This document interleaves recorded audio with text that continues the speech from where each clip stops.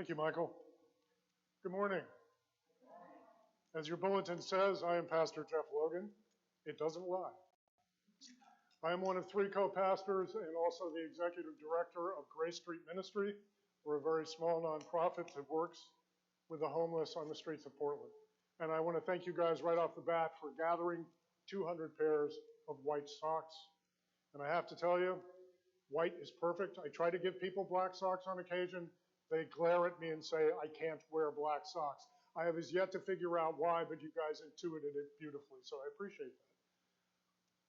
Part of the reason that I have fallen into the book of Job as I have is because of the place I work. I work in a place where a lot of really good people have had really lousy things happen to them, starting in their childhood and through their whole life. And I get a fair number of questions out there about, why does God hate me? And so that does beg the question, why do rotten things happen to good people? So I appreciate your bravery in coming out on this gorgeous summer morning to wrestle with that lightweight piece of scripture, the book of Job. Please let us enter into worship with our responsive reading that is in your bulletin. Make a joyful sound to the Holy One, not including feedback.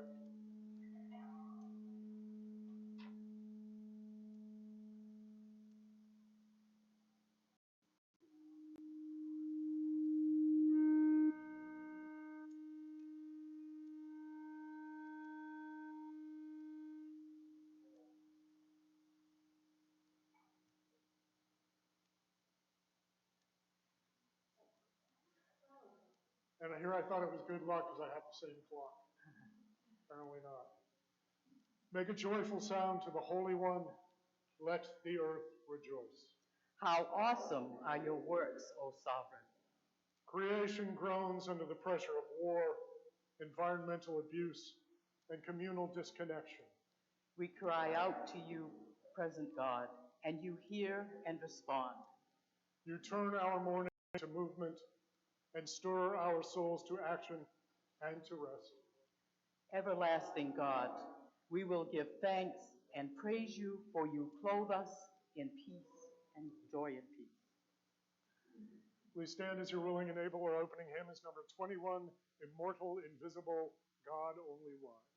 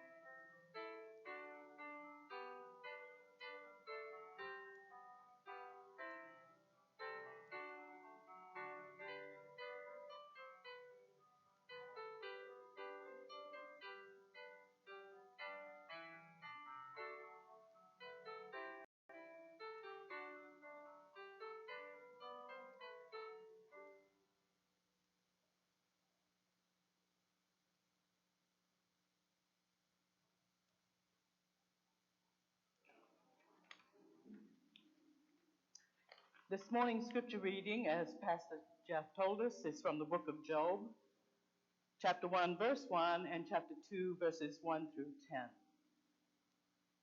In the land of Uz, there lived a man whose name was Job. This man was blameless and upright. He feared God and shunned evil. On another day, the angels came to present themselves before the Lord, and Satan also came with them to present himself before him. And the Lord said to Satan, "Where have you come from?" Satan answered the Lord, "From roaming throughout the earth, going back and forth on it." Then the Lord said to Satan, "Have you considered my servant Job? There is no one on earth like him. He is blameless and upright, a man who fears God and shuns evil, and he still maintains his integrity, though you incited me against him to ruin him without any reason." "Skin for skin," Satan replied. "A man will give all he has for his own life. But now stretch out your hand and strike his flesh and bones, and surely he will curse you to your face." The Lord said to Satan, "Very well then, he is in your hands, but you must spare his life." So Satan went out from the presence of the Lord and afflicted Job with painful sores from the soles of his feet to the crown of his head. Then Job took a piece of broken pottery and scraped himself with it as he sat among the ashes. His wife said to him, "Are you still maintaining your integrity? Curse God and die." He replied, "You are talking like a foolish woman. Shall we accept good from God and not trouble?" In all this, Job did not sin in what he said.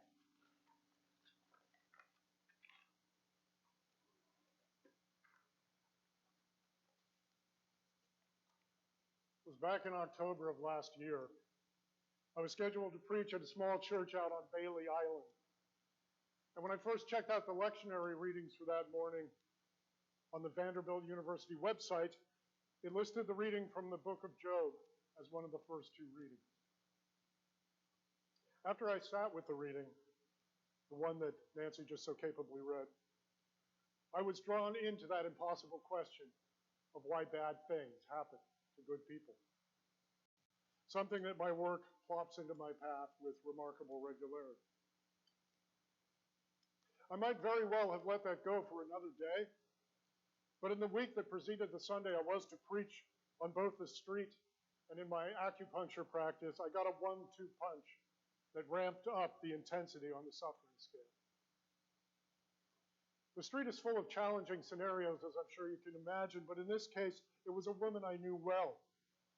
She's been struggling with addiction for the entire 7 years I've been out there, and has most recently been staying outside, unable to find an apartment.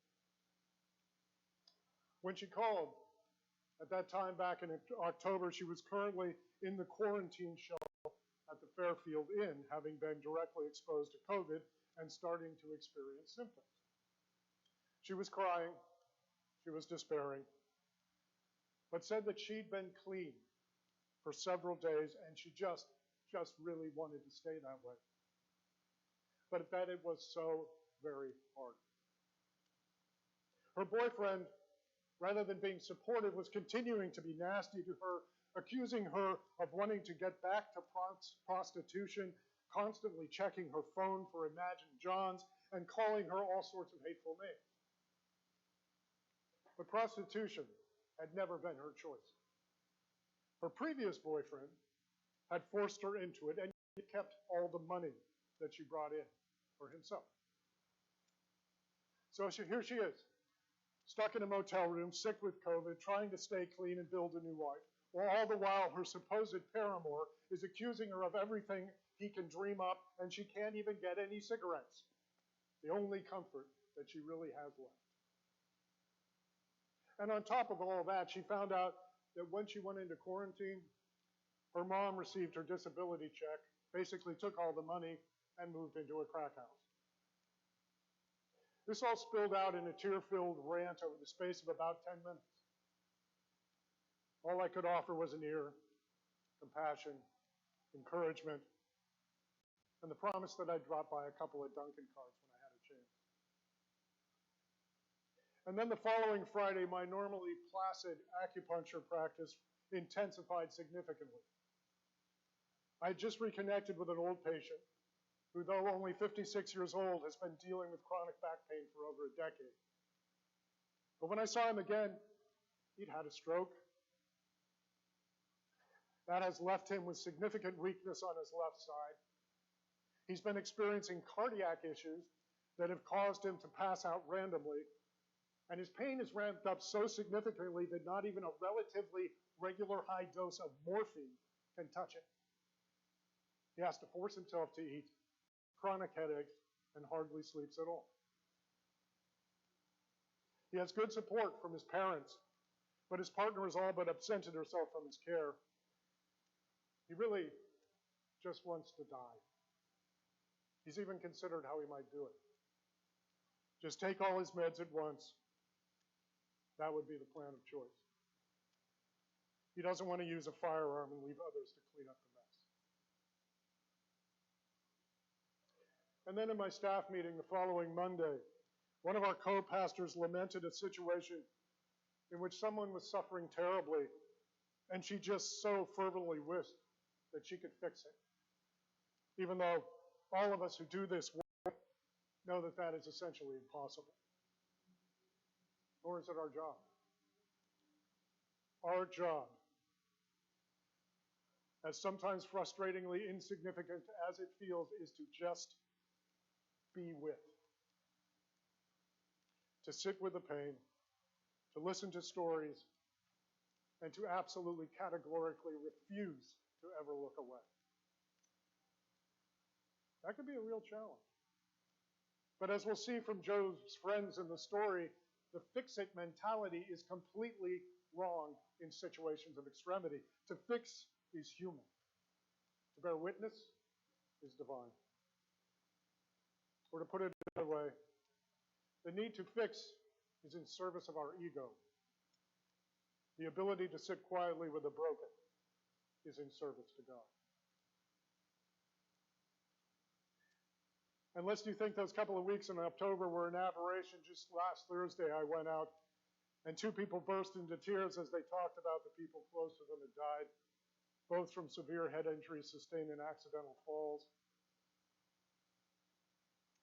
Then on Friday I saw a Facebook post about another woman I'd known on the street. She'd been housed for quite a while but still struggled with alcohol. The night before, she'd gone to the hospital twice. This is in February. But she was discharged even though she begged them to keep her. Predictably, she was found frozen to death outside the Hannaford outside back home. Her husband, meanwhile, is in jail and heartbroken. I married them well over a year ago. And unfortunately, it continues. I went to a memorial service for a street person last Sunday. I facilitated one on Tuesday, another on Wednesday. I'm going to a memorial dinner this afternoon, and I have another on Monday that I will be facilitating. 2 more in the next week, and then a group one in the park for all the people that fall through the cracks. It's been a tough time for all of us in the world, but for this community, it's been really unbelievably difficult. And because of all this, I couldn't leave Job alone. I just felt led to dive into the entirety of its story and see what it had to teach me about how you deal with the undealable.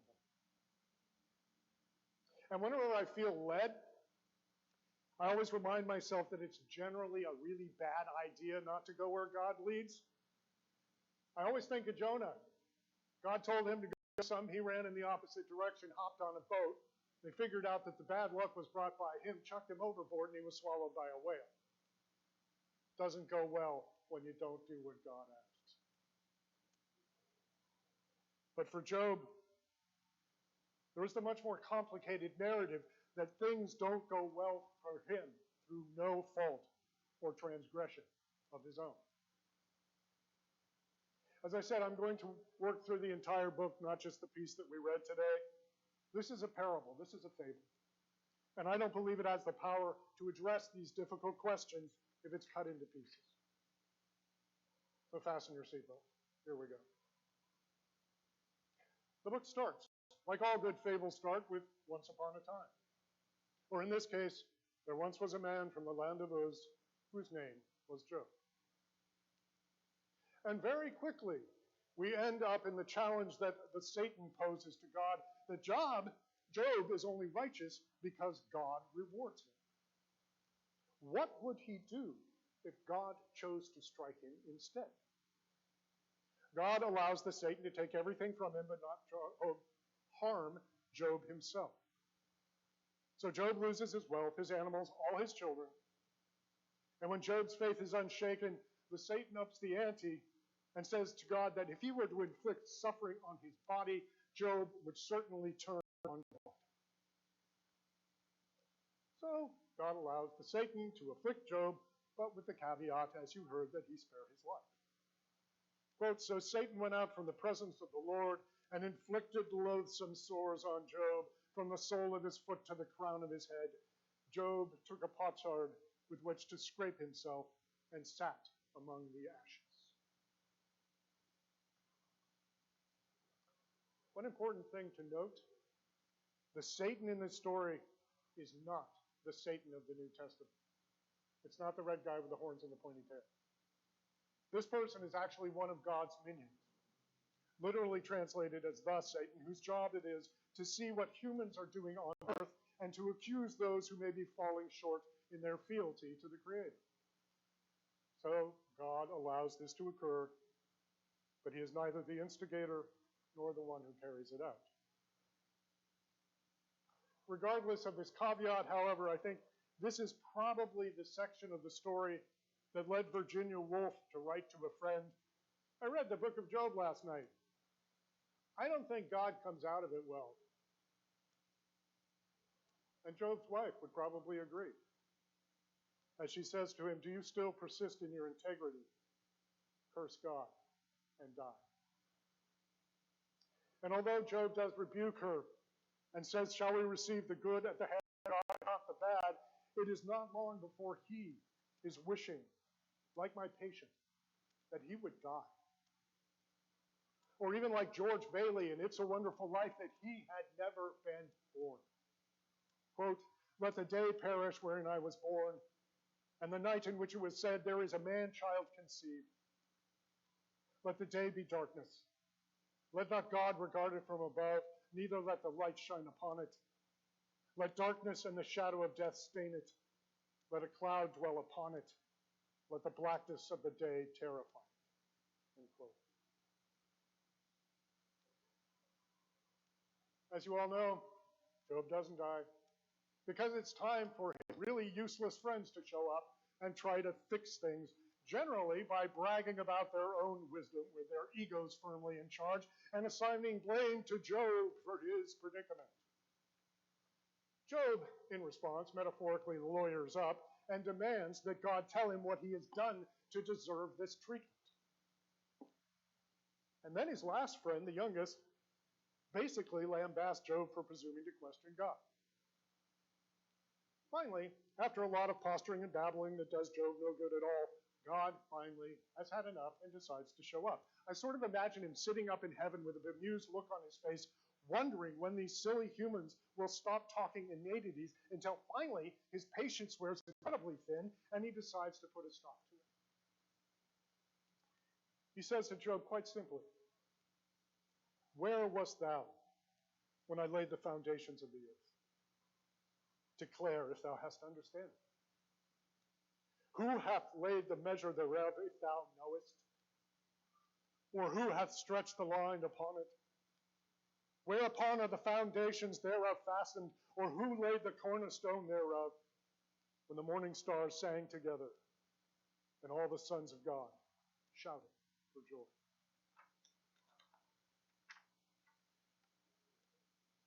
I'm sure most of you have seen the pictures from the telescope. That was from the time of creation, the time when it all started. And what an astonishing picture of beauty and unfathomable mystery. But when God asked Job this question, it's basically a long poetic question that points to exactly that, the inestimable beauty of creation. And asks, how can you behold this and think that you have any idea of the mystery of God? And Job, to his credit, gets it, foils and all. Quote, I know thou canst do all things, and that no purpose of thee can be thwarted. Who is it that hides counsel without knowledge? Therefore I have uttered what I did not understand, things too wonderful for me which I did not know. And he goes on to say, I have heard of thee by the hearing of the ear, but now my eye sees thee. Therefore I despise myself, and I repent in dust and ashes. God goes on to rebuke Job's friends, and in the end, Job is restored to his lofty position. On the surface, this seems kind of obvious, and really not all that useful for everyday tragedies like we're all experiencing. God is a mystery. We can never understand what he's doing, so we just have to have faith in him, even when terrible, unjust things occur. Okay? But there is a profound shift that happens here where Job's relationship to God moves from the transactional, I am pious, you reward me, to the relational. Now my eyes see thee. During biblical times, the prominent theology was, as Dennis Tucker says in his commentary, quote, retribution theology. Simply put, this mechanistic worldview understood the events of the world causally. Those who act righteously can expect good things to happen, and those who fail to act righteously can expect calamity. Thank you. Interestingly, the transactional theology has been reimagined in our time as the prosperity gospel, one of whose early opponents opined, or proponents rather, opined that if Jesus was around today, he most assuredly would be wearing a Rolex. And where one of the most well-known purveyors of this nonsense, Joel Osteen, has amassed millions of dollars tax-free from his large number of congregants who believe they will be rewarded if they not only persevere in their faith, but also prime the pump of God's beneficence by putting riches in the pocket of Reverend Osteen. This is the same Joel Osteen, who refused to open his 19,000-seat former basketball arena to people displaced by flooding in Houston some years ago, falsely claiming it was flooded as well. Well, he got publicly shamed by photographs showing just a couple of puddles in the parking lot, so he did finally open it to people. But after the service he provided for them, he didn't forget to pass the plate for all these people who had lost everything. Maybe it's just me, but I really don't think God would approve. But putting aside the shameful antics of theological hucksters, how do we manage to hold on to that faith in the face of unimaginable suffering? How, for example, could we maintain faith in God in the face of the Holocaust? Alexander Goldberg, in his article entitled The Book of Job, Part 4 from the Guardian newspaper, writes, quote, Job does give us an answer of sorts as to why the Holocaust. It does not lie in the sureties of Holocaust theologians, divine punishment, free will, or atheism, but is that we are left in the midst of a divine mystery. If we can find the strength to reaffirm God, to question our own ways of life and shed the arrogance of surety, then we can, like Job, rebuild our lives, our communities, our institutions. End quote.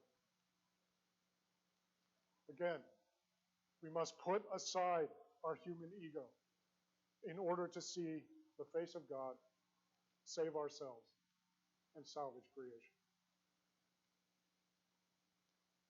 And then there's Viktor Frankl, a Holocaust survivor whose mother, father, brother, and pregnant wife were killed in the camps. As Dan Major says in his article, Pain is Inevitable, Suffering is Optional, quote, that the only thing that the Nazis were unable to take away from him was his choice as how to respond to the deprivation, degradation, and trauma to which he was subjected, end quote. Or as Dr. Frankl himself put it, quote, between stimulus and response, there is a space. In that space is our power to choose our response. In our response lies our growth and our freedom, end quote. And although Dr. Frankl doesn't say it explicitly, in our response lies the choice that will affect our very survival, both as individuals and as a species. Because in that small moment, before our response, we remember that we are in a relationship with God and that He will ultimately carry us through. It's a really, really, really small window. But it was enough for Viktor Frankl, and it was enough for Job.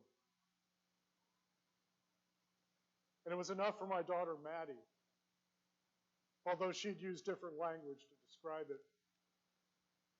After a diagnosis of bipolar with psychotic tendencies, 3 hospitalizations, over 50 electroconvulsive therapy sessions that wiped out her long-term memory, after battles with demons that were only in her own mind and couldn't even be confronted, she maintains to this day that she wouldn't change her history even if she could. Because it's not only made her who she is, but it's brought her into relationship with God and shown her how to find hope and faith in the darkest places. Something she wants to pass on to the others who are struggling as she finishes her program at nursing at USM. And it is a truth in so much of Scripture that through pain, we are changed and we are refined. As Viktor Frankl says, quote, what is to give light must endure burning. And within that searing pain, we can and must continue to walk with God. And to quote Dr. Frankl again, quote, when we are no longer able to change a situation, we are challenged to change ourselves. And we simply will not succeed if we return to a mechanistic, transactional relationship with God. As Thomas Merton says, if we love God for something less than Himself, we cherish a desire that can fail us. We run the risk of hating Him if we do not get what we hope for. Job got dangerously close to this with his disputation with his enemies. But in the end, he found the truth. Not an easy task.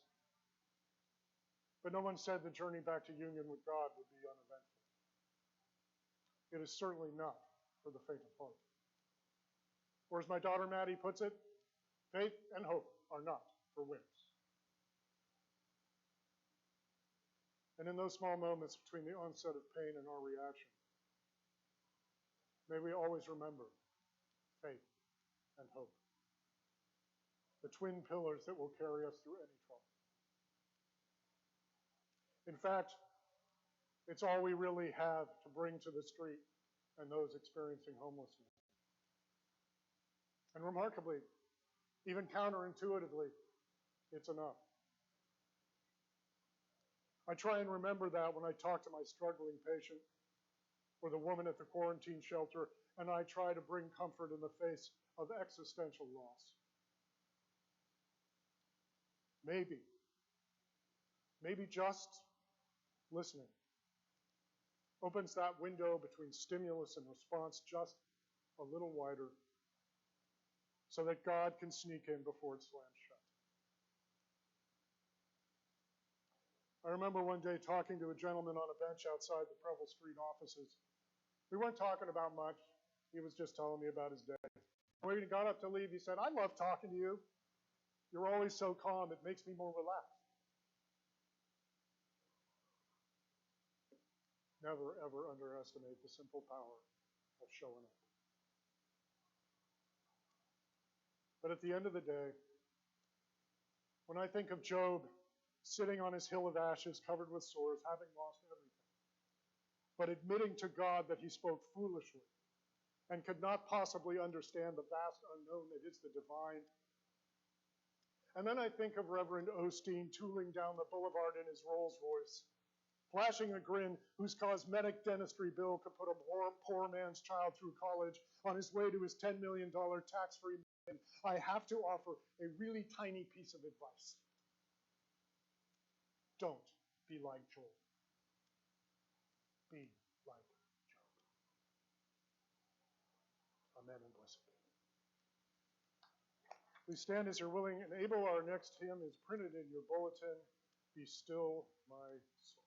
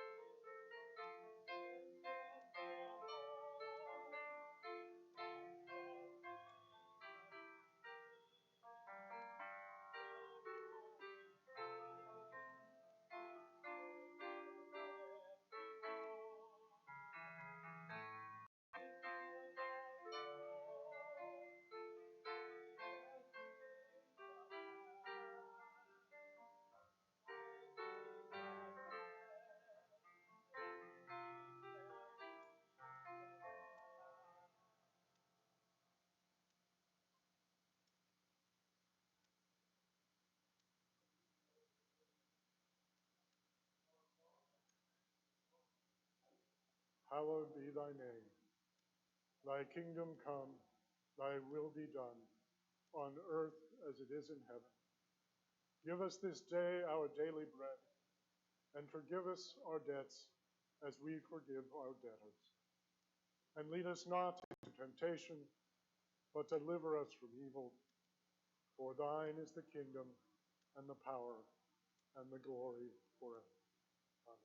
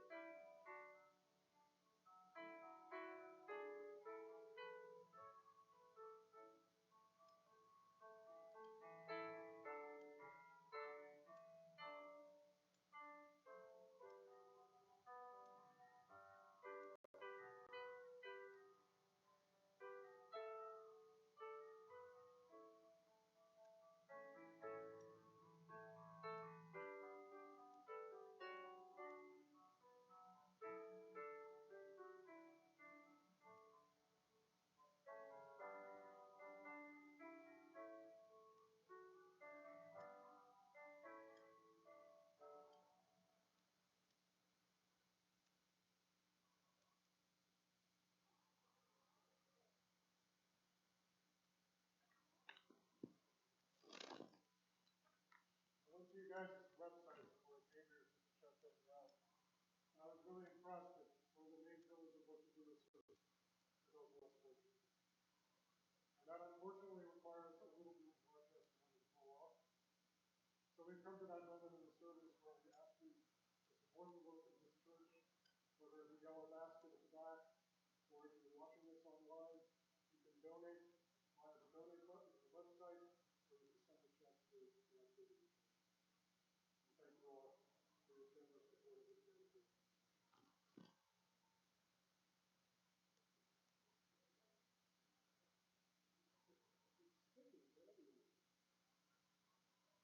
Our benediction this morning is a Franciscan benediction. May God bless you with discomfort and easy answers, half-truths, and superficial relationships, so that you may live deep within your heart. May God bless you with anger and injustice, oppression, and exploitation of people, so that you may work for justice, freedom, and peace. May God bless you to shed for those who suffer pain, rejection, hunger, and war, so that you may reach out your hand to comfort them and to turn their pain into joy. And may God bless you with enough foolishness to believe you can make a difference in the world, so that you can do what others claim cannot be done, bring justice and kindness to all people.